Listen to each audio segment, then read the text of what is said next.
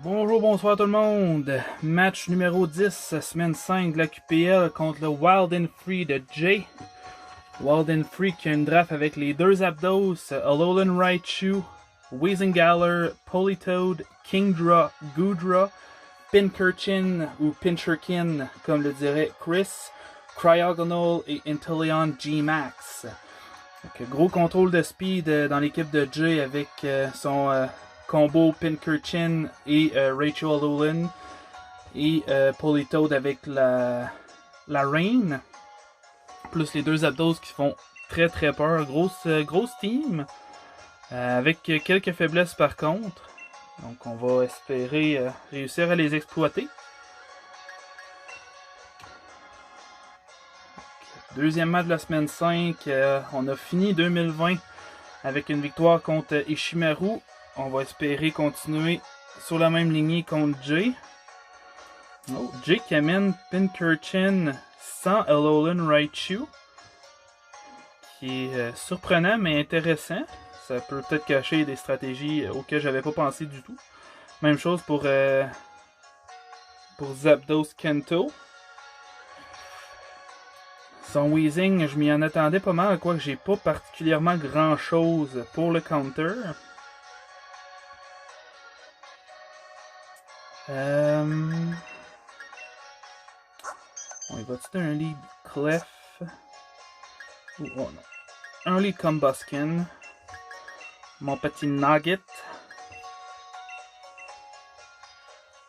Je m'attends à ce qu'il s'attende peut-être à un lead Frostless. Vu que c'est un lead que j'utilise quand même beaucoup avec les Spikes. Mais pas cette fois-ci. Jay qui a une grosse team très spéciale. Ses seuls attaquants physiques potentiels étant Zapdos, Kingdra, Goodra et Pincurchin. Donc Galarian Zapdos. Ok. On va y aller d'un Detect. Pour garantir un premier speed boost. Un speed boost sera pas assez par exemple pour pouvoir le dépasser. Un Dual Wing Beat, ok.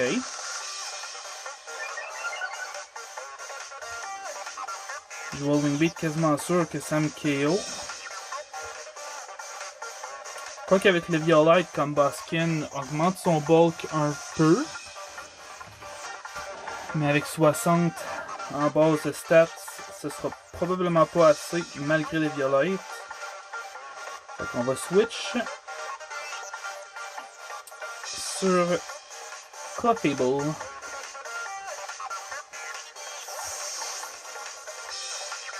Clefable qui est mon seul Pokémon, si je me trompe pas, que j'ai investi en défense.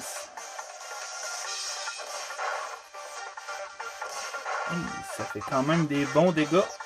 70, 35% bien encaissé. Mais probablement qu'il va switch. Je vais y aller dans Moonlight.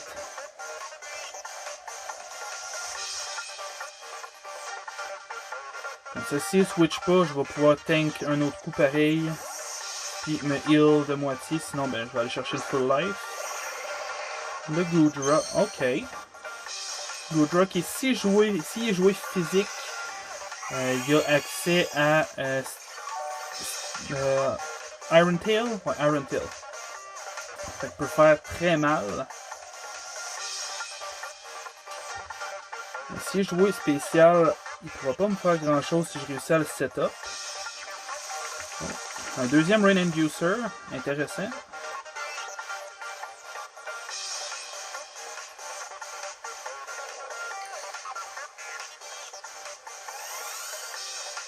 Goodra doit pas avoir accès à Hurricane.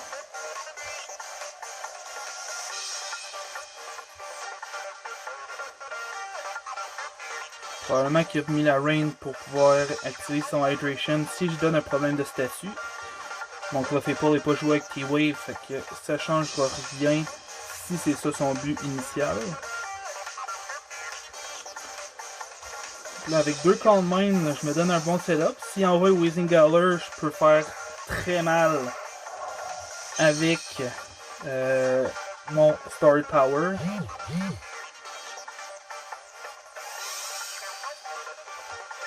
Kingdra qui peut aussi avoir accès à Iron Head s'il est joué physique. Kingdra qui est un Pokémon que j'adore jouer personnellement. Autant physique que spécial. Un Flash Cannon à plus 2 devrait bien tank. Oh oui. La drop en SPDF qui handicap un peu. Clefable vient pick le KO sur Kingdra.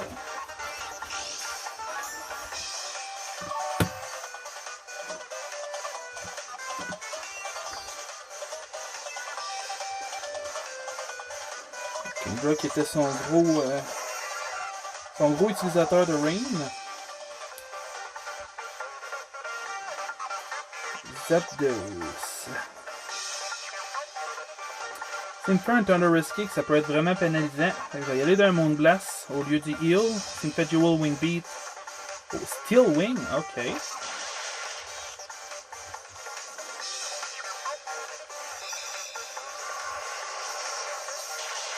Moonblast, ok. Moonblast vient pick un autre gros KO pour l'équipe. C'est parfait. Je pense pas pouvoir faire un autre sweep 6-0 avec Clefable. Mais j'avais amené Clefable surtout pour tank, pour tuer Kingdra et Galarian Zapdos s'il les a amenés. Je vais considérer que son rôle est fait si jamais il meurt. Il amène son G-Max. Interium qui a des bonnes stats en attaque spéciale et en speed.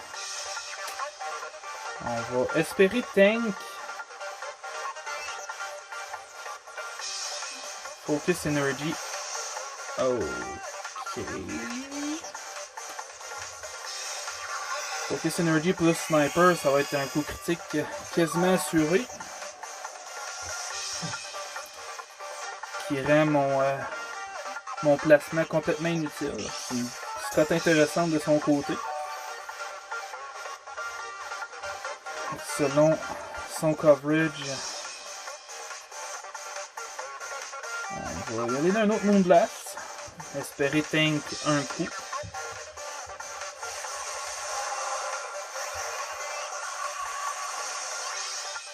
Fort probablement que son attaque G-Max Water va venir me tuer ici.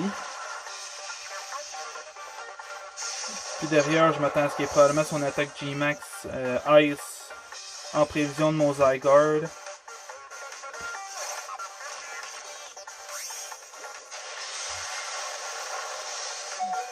Oh! Clefable qui tank. Ben, son attaque spéciale, ça se prend merveilleusement bien. Il ne restera pas un deuxième coup pareil, mais ça se prend bien. Max Air Stream, ok. Un Max Air Stream suffira pas, je pense, à dépasser Regieleki. On va y aller avec Regieleki tout de suite, qui a joué à Soul Fest justement pour venir tank son G-Max. Puis aussi pour venir l'aider à tanker la majorité des coups l'attaque AJ. L'équipe AJ ayant beaucoup de gros joueurs attaquants spéciaux. Donc, Thunder Cage. Il n'y a pas d'immune électrique. Ok. Finalement, 1+1 en speed, c'était assez. Puis ça vient pique le KO. Ok. Il était bien prêt.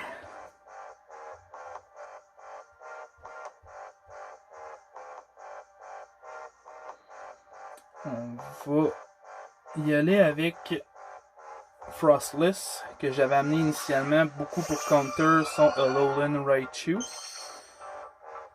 Là, il est pas là, il n'y a pas de spikes, fait que je suis sûr qu'il me. De spikes ou de rock, fait que je suis sûr qu'il me one-shot pas à cause de la focus sash. Puis de l'autre côté, je devrais être capable de venir pick le KO avec le Poltergeist. Frostless que j'amène pour la première fois cette saison comme attaquant physique.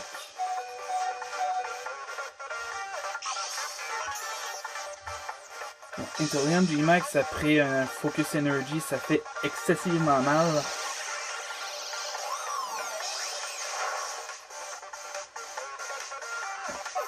Le KO est pris.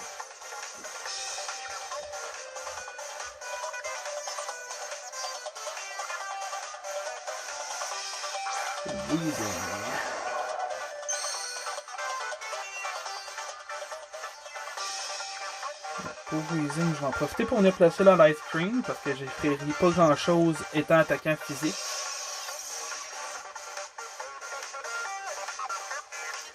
Le Strange Steam qui va venir tuer à 100%. Le Curse Body qui fait sa dose, c'est parfait. Ça va être assez serré comme match. Zygarde est fruit, Strange Steam étant bloqué. Je pense pas qu'il y ait eu un double move Fairy dans son move pool. Zygarde qui va dépasser Weezing s'il décide de switch et le ramener plus tard. Et le Thousand Zoro qui est free après. On va y aller d'un sub. On va se donner une petite garantie. Puis lui qui protect, c'est parfait. On gagne un tour de subs de plus.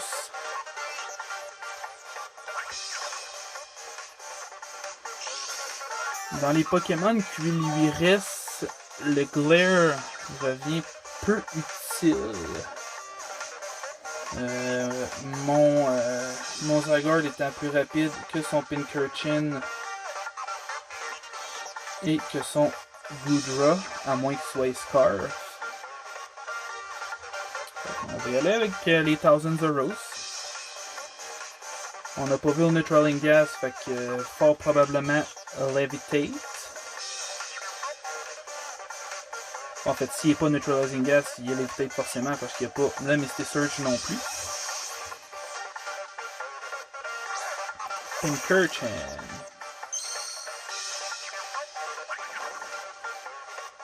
Pincurchin qui n'est pas Electric Surge, ok.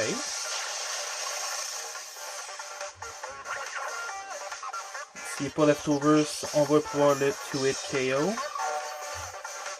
À moins que ce soit sur un roll. Et il y a Leftovers. Ok.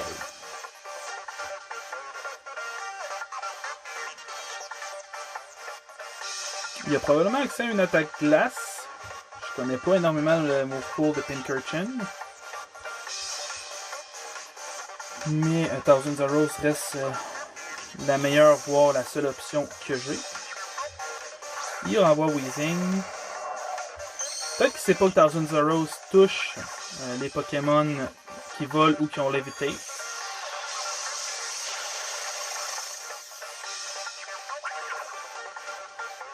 Ça va être un 3-hit KO.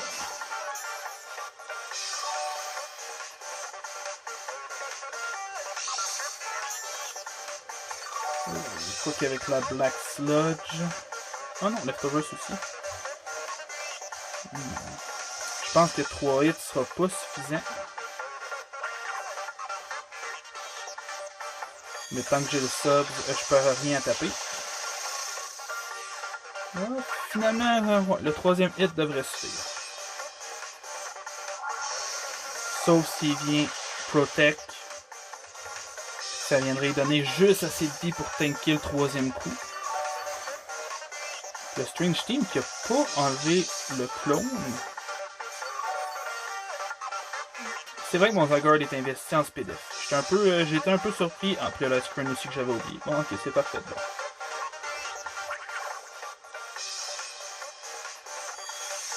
Pas de Protect. Ça nous garantit le kill.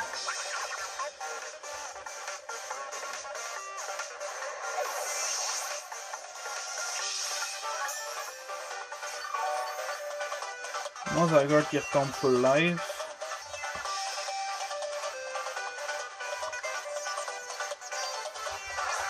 Goodra. Goodra qui est une machine en SPDF mais qui a une défense physique très moyenne. On va y aller dans Outrage.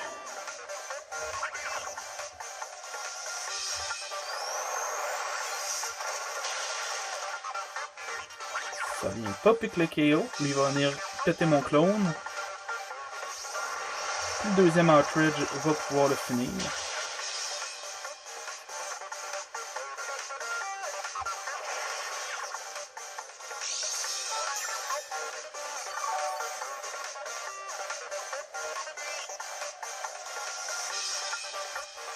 Jay qui, à mon sens, est somme toute une bonne préparation pour ma team.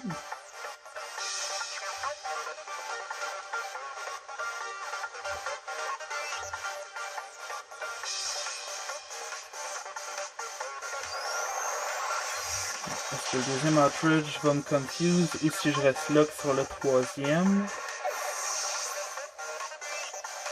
Je reste lock sur le troisième, c'est parfait. J'aime mieux faire un troisième Outrage sur Pincurchin que de tomber confuse puis je risquer soit la confusion ou avoir besoin de switch.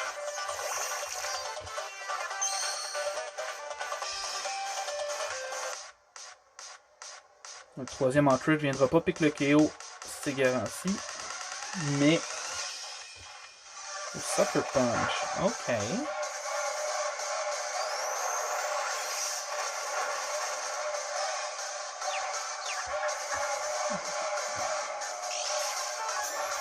Sucker Punch me dit probablement attaquant physique, fait qu'il n'y aura pas Scald, ni Ice Beam, ni Dazzling Gleam, me semble qu'il fait aussi partie de son move pour. Fait qu'il n'y a probablement pas grand chose pour me taper. On va garder la pression en espérant pas être confused pour taper le Thousands of Rose.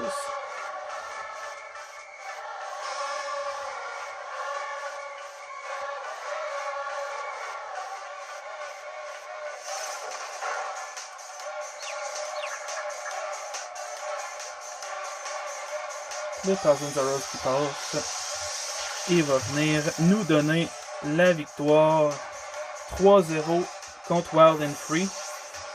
Bon match Jay, j'ai bien aimé ta prep, je m'attendais pas à ça, mais heureusement le in-game a réussi m'a laissé la victoire. Donc pour moi c'est le premier match de 2021, fait que je souhaite une bonne année à tout le monde, en vous souhaitant beaucoup de succès autant dans Pokémon que dans vos autres projets. Donc c'est ce qui va mettre fin à ce match-là. Avec cette victoire-là, on tombe sur une fiche de 7-3. On devrait être capable de remonter dans le top 4 de la ligue. Mais quoique la lutte est très serrée, autant dans le haut du classement que dans le bas. On a une bonne saison encore cette année. Je suis très satisfait. Sur ce, je vous souhaite de passer une belle soirée ou une belle fin de journée selon le moment où vous regardez la vidéo. Et on se dit à la prochaine. Bye bye!